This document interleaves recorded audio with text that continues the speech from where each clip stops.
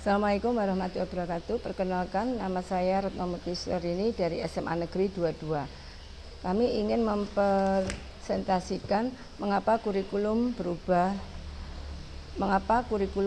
berubah.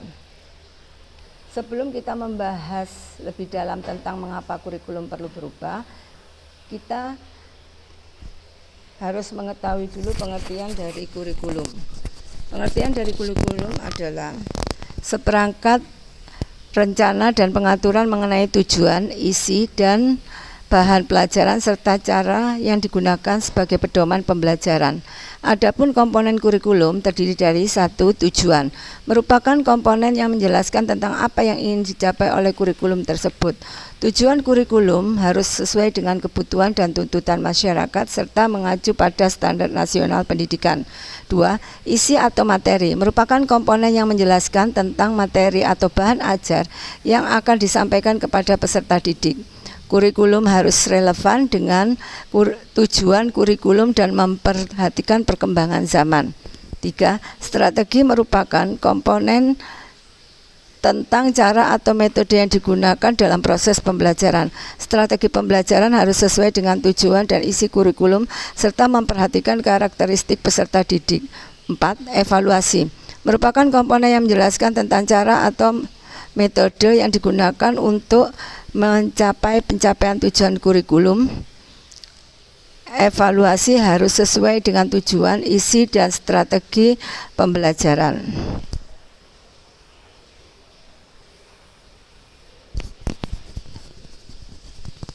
Adapun perubahan kurikulum di Indonesia dimulai dari tahun 1947, dikenal dengan istilah Rencana Pembelajaran 1947.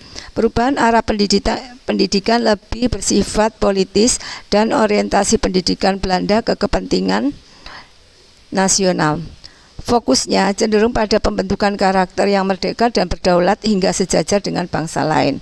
Perubahan yang kedua berikutnya adalah tahun 1994. Kurikulum 1994 bersifat populis, yaitu memberlakukan satu sistem kurikulum untuk semua siswa di seluruh Indonesia. Kurikulum ini bersifat kurikulum inti sehingga daerah khusus dapat mengembangkan pengajaran sendiri disesuaikan dengan lingkungan dan kebutuhan masyarakat sekitar. Perubahan kurikulum yang ketiga adalah tahun 2006. Kurikulum ini dikenal dengan nama KTSP, disusun dengan mengacu pada standar isi dan standar kompetensi lulusan yang ditetapkan oleh pemerintah untuk menjamin tercapainya tujuan pendidikan nasional. Hal yang membedakan KTSP dengan kurikulum sebelumnya adalah KTSP disusun oleh satuan pendidikan masing-masing. Perubahan kurikulum yang keempat adalah tahun 2013.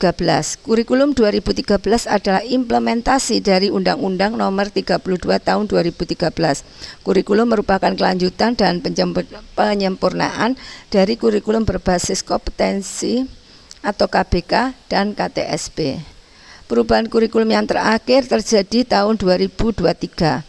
Kurikulum ini merupakan salah satu inovasi pendidikan yang bertujuan mengembangkan potensi dan minat belajar siswa sesuai minat dan bakat mereka tanpa merasa terbebani tuntutan akademik yang terlalu tinggi, yang dikenal dengan nama kurikulum merdeka.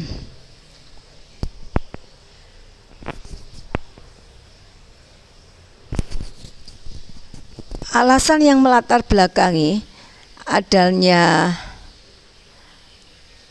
perubahan ini adalah yang pertama, latar belakang perkembangan global teknologi ilmu pengetahuan tuntutan pekerjaan abad 21, ketidaksetaraan dan diversitas siswa, evaluasi kinerja dan kepentingan pemakum.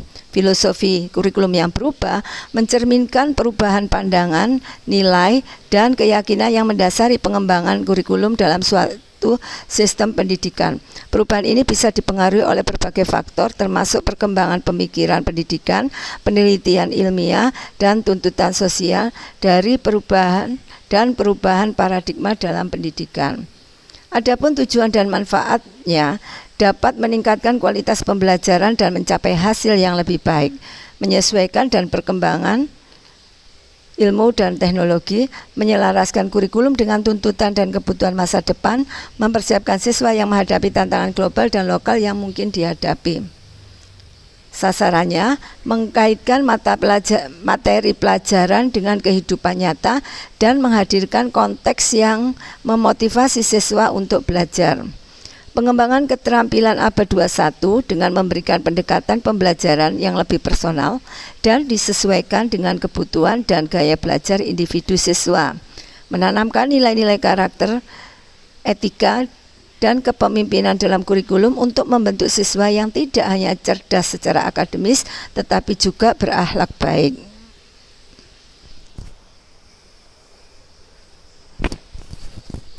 Beberapa argumen mengapa kurikulum berubah yang bisa dijelaskan pada pihak terkait di bawah ini adalah sebagai berikut. Untuk rekan guru, kurikulum yang baru dapat mencerminkan perkembangan terbaru dalam pendidikan, teori pembelajaran dan metodologi pengajaran.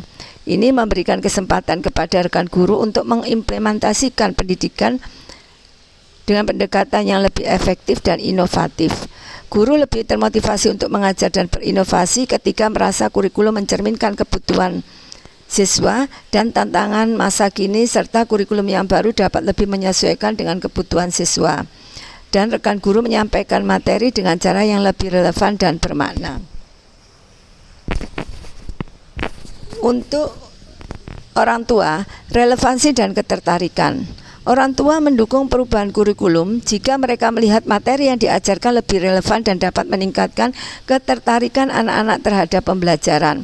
Kurikulum yang diperbarui dirancang untuk mempersiapkan anak-anak dengan keterampilan dan pengetahuannya relevan untuk masa depan.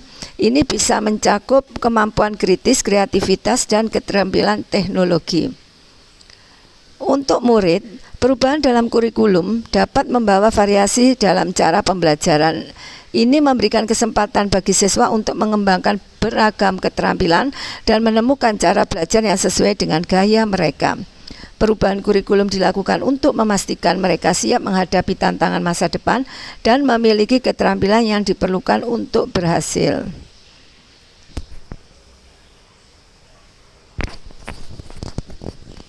Keunggulan kurikulum merdeka dibanding kurikulum sebelumnya. Alasannya, 1. Lebih sederhana tapi mendalam. Artinya, mata pelajaran yang diajarkan hanya mata pelajaran yang esensial saja, sehingga pembelajaran bisa lebih mendalam dan bermakna. 2. Lebih merdeka. Hal ini karena tidak adanya sistem peminatan seperti pada kurikulum sebelumnya. Peserta didik diberi kebebasan untuk memilih kelompok mata pelajaran sesuai dengan minat dan bakatnya. Setiap sekolah juga diberi kebebasan untuk mengembangkan kurikulum yang sesuai dengan kondisi dan perkembangan peserta didiknya. 3. Lebih relevan dan interaktif. Salah satu pembelajaran yang ditekankan pada kurikulum merdeka adalah pembelajaran berbasis proyek, sehingga pembelajaran berjalan lebih interaktif. Pembelajaran semacam ini bisa meningkatkan kemampuan berpikir kritis siswa, peserta didik, dan menumbuhkan perilaku yang mencerminkan profil pelajar Pancasila. Manfaat yang diperoleh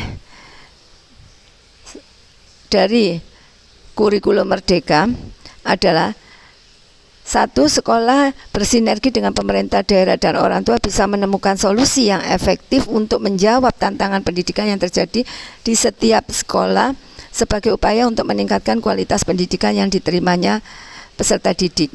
2. Kinerja guru menjadi lebih fokus karena ada pengurangan beban administrasi. 3. Peserta didik bisa mengembangkan potensi sesuai minat dan bakat melalui lembaga.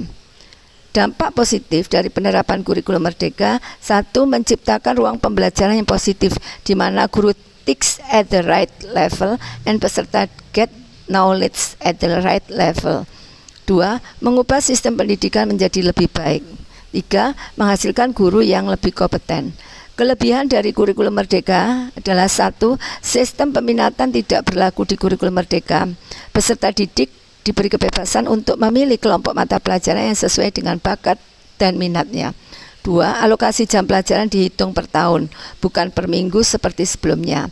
Yang ketiga, tujuan pembelajaran di kurikulum 2023 ditentukan per tahun atau per tingkat kelasnya. Jadi peserta didik diberikan waktu lebih lama untuk mencapai tujuan pembelajaran tanpa terasa diburu-buru. 4. Guru diberi kebebasan untuk menentukan sendiri perangkat ajar yang sesuai dengan kondisi peserta didiknya.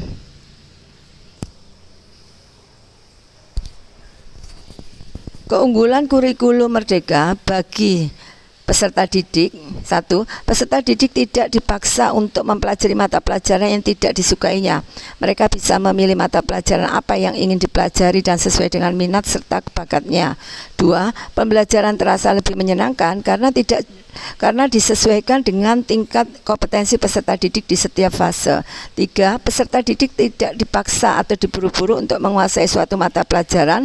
4. Peserta didik akan terbiasa untuk menerapkan pola pikir kritis untuk pembelajaran berbasis proyek dengan melibatkan profil pelajar Pancasila. Keunggulan kurikulum merdeka bagi guru. 1. Guru bisa menentukan sendiri perangkat ajar yang sesuai dengan kondisi peserta didiknya. 2. Guru bisa mengajar pada kondisi yang tepat atau teach at the right level karena pembelajaran mengacu pada fase capaian pembelajaran. 3. Guru lebih dekat dengan peserta didiknya melalui asesmen diagnostik non-kognitif. 4. Peserta guru menjadi lebih kreatif dan inovatif karena harus bisa mengembangkan perangkat ajar yang menarik bagi peserta didiknya. Keunggulan kurikulum merdeka bagi sekolah. 1. Sekolah diberi kebebasan untuk menentukan sistem pembelajaran yang sesuai dengan kondisi sekolah tersebut. Yang kedua, sekolah merupakan tempat untuk memberikan SDM pendidik yang unggul melalui kegiatan pengembangan perangkat ajar. 3. Sekolah bisa memetakan sendiri tingkat kesiapan dalam menerapkan kurikulum merdeka. Yang keempat, sekolah mendapatkan pendampingan dari pemerintah sebagai bagian dari implementasi kurikulum merdeka. Demikian presentasi dari saya. Terima kasih atas perhatiannya. Wassalamualaikum warahmatullahi wabarakatuh.